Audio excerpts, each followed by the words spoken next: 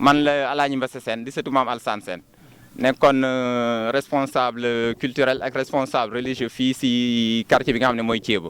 kon lu ñu dajale fii comme sama collègue bi ni mu ko waxee Moustapha Touré mooy aar li nga xam ne suñu moomeel la moomeel boobu mooy lan mooy suñu suuf ndax ñun nekk nañ askan woo xam ne 99% yëpp mbéy ak sàmm la ñuy dundee moom la ñu yaakaar te comme mbéy ak sàmm la ñuy dundee nag te dem nañ ba nga xam ne léegi amatuñu suuf ay morceaux la ñu am kon li nekk fii nekkatul sax comme on le dit des terres mais sont ay morceaux la mooy ay dagg-dagg yu ndaw dagg-dagg yooyu nag moom la ñu yaakaar ndax ñun amuñu beneen liggéey boo xam ne moom la ñu mën a dundee lu dul mbéy ak sàmm li ñu gis nag depuis 2015 ba ñuy fal ay président communauté rurale ba léegi ñuy fal ay maire mooy ay président la ñuy fal wala ay maire yoo xam ne ñoom au lieu ñu ñëw pour dimbali ñu au lieu ñu ñëw pour doxal ñu li nga xam ne moo tax ñu fal leen dañuy ñëw pour jaar suñu kaw def ñu échelle pour mën a egg foo xam ne foofu la ñu mën a egg mais pas pour defal ñu wala nu ñu koy waxee dimbali ñu wala indil ñu am projet boo xam ne sax même su fekkee projet bu jëm si mbéy la dimbali ñu même su fekkee nawet bi jàll na ñu mën a béy si noor mais dañuy ñëw pour dagg suñu suuf di ko jëriñoo suuf si même suñ ko daggee li ngeen gis fii yëpp gis ngeen ko dañ koo dagg mu ngi mel ni ay armeel parce que kenn dëkku fi te dañoo yaakaar ne xëy na suñ demee bay def lotissement ay nit ñooy dëkk ba am fu ñu toll ñu ne dem gis ki nga xam ne moo leen jiite ñu ne ñun kat dañoo bëgg ngeen ñëw lotissé ñu ndax kuy dëkkate wala kuy tabaxte nga tabax foo xam ne lii xam nga ne yaa ko moom waaye loolu nekkul li nga xam ne moo am parce que fii ngeen gis ñu dagg ko yëpp mu ngi nii te ngeen si seen bët du foo xam ne dëkk nañ fa fu ñu dëkk ak fi ñu bëgg a dagg def na ay 500 mètres wala plus. yan dëkk la laal waaw lu mu laal mooy Thiéba bii ñu taxaw laal na village bi ñu wax ne village Ndayane muy village bi gën a rëy si commune Tooki su fekkee Tooki jàll na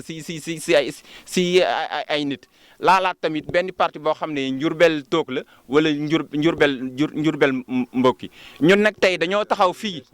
waaw Ndeeseer si Ndayane la bokk rek Ndayane la li tax ñu taxaw fii nag dañoo bëgg a taxaw pour alerter wax ak état du Sénégal nga xam ne mooy garant wax ak les autorités administratives nga xam ne mooy hiérarchie bi pour ne leen li doon am wondi na bu ñuy taxaw ñuy dagg suñu suuf duñ ñu laaj mu mel ni forcing la wala ëpp doole la ñu naan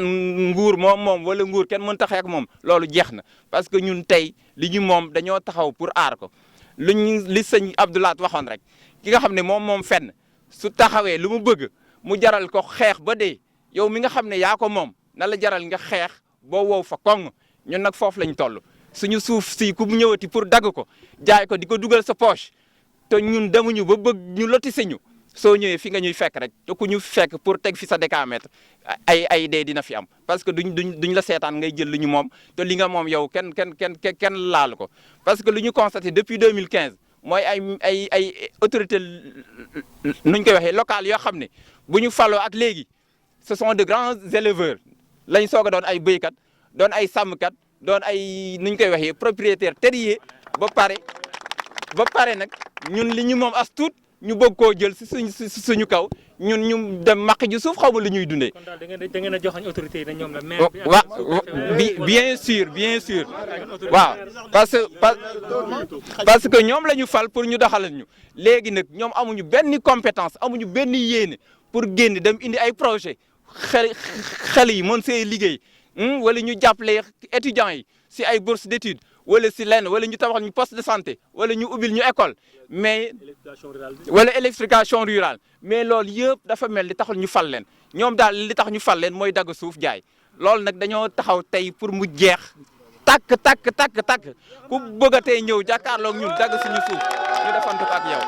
waaw parce que li gën a doy waar dina am lu ma leen soulever tey Ndayane muy village boo xam ne tey ay étudiants ñu ngi fi ay professeurs ñu ngi fi ay enseignants ñu ngi fi ay infirmiers ñu ngi fi ay gendarmes ñu ngi fi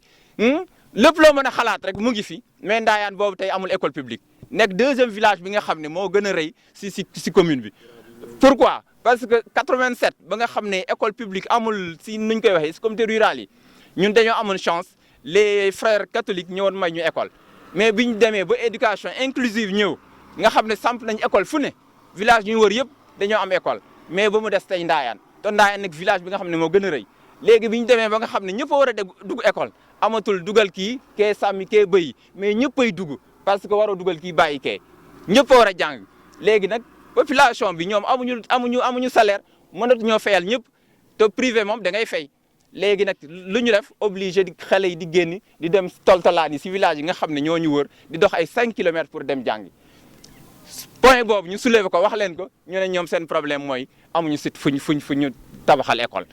yow village nga ne amoo site pour tabax école waaye am naa site pour dagg ay terre jaay dugal sa loolu doy na waar loolu doy na waar loolu nan la mën a demee leneen li mooy li ma wax rek man mënuma doon ma béykat mënuma doon ma sàmmkat ba ñu fal ma en moins de 3 ans wala 5 ans ma doon le plus grand éleveur le plus grand cultivateur et cetera et cetera loolu mënta nekk te fii ñun xamante nañu ku fi fallu ñun ñoo dëkk ñoo yaroondoo ay séeréer lañu lu ma fi mën man mii tey nit ñi xam nañ ko suñ ma fa faloon ëllëg ma def fi ñaari at bëgg fee mën loo xam ne kenn xamul lu mu toll nit ñi nañ xam ne lii fii laa ko jëlee kon nag am na loo xam ne ñun mënatuñ ko bien sûr parce que man xamante nañ bu baax am na jamono ñoo àndoon di liggéey fanaan naa man ay këram ay yooni yoon am na ay at yoo xam ne maak monsieur le maire en personne yàgg na ñu nekkoon si benn parti doon liggéey mais boobu falloogul man fanaan naa këram ay yooni yoon lu mu mën xam nañ ko. mooy Abdou Diagne rek pour mu jóge si location benn kër la amoon mu kuule moitié bi pour jóge si location dem mën a dëkk foofu. mais kër googu ba muy fallu man xaw ma egg na xaw ma eggul ndax fekk nañu yàqoo parce que man daa am lu ma gëm te man li ma gëm kenn mënu ma see jëlee mais biñ ko falee ak léegi ça fait moins de 5 ans mais tey lu mu am si ay immeuble kenn xamul lu mu toll lu mu am si ay pâturage kenn xamul lu mu toll. waaw lu ñu fas yéenee def mooy ñun rencontré nañu l'autorité locale le sous-préfet de l'arrondissement le 27 janvier 2020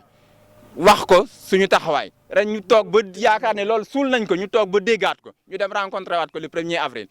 à notre surprise buñ ko laajee def ñu ne projet bu laal Ndayane de egseegul fii benn projet daal moo jógee Tooki tudd route de Fatick moo nekk fii ñu ne ko route de Fatick boobu route de Fatick si Ndayane la bokk ñu ne ko léegi projet boobu ban date nga ko jot mais nangu ta tontu ñu ne ko est-ce que conseil rural bi def na délibération mu ne non mais comme li sama collègue bi wax kañ le projet di excitable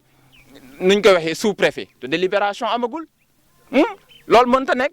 te affaire bi soo gisee mu egsi fii li ñu gis mooy les politiciens nawuñu sax ay hommes politiques mais les politiciens ñoom dañoo dem ba am doole boo xam ne dañuy manipuler sax l'administration te loolu moo war a jeex Sénégal administrateur civil néew fi pour nuñ koy waxee ab politicien di ko naan jaaral fii wala defal ma lii ma defal la lii loolu dafa war a jeex kon nag ñun lu ñuy wax mooy muy autorité administrative muy service technique ku jéem a jàppale ñii si fraude bii ñu nekk si sàcc bii ñu nekk soo ñëwee fekk suñu tool ñun nga fiy fekk soo ñu fi fekkee rek ay mordom dina am je vous remercie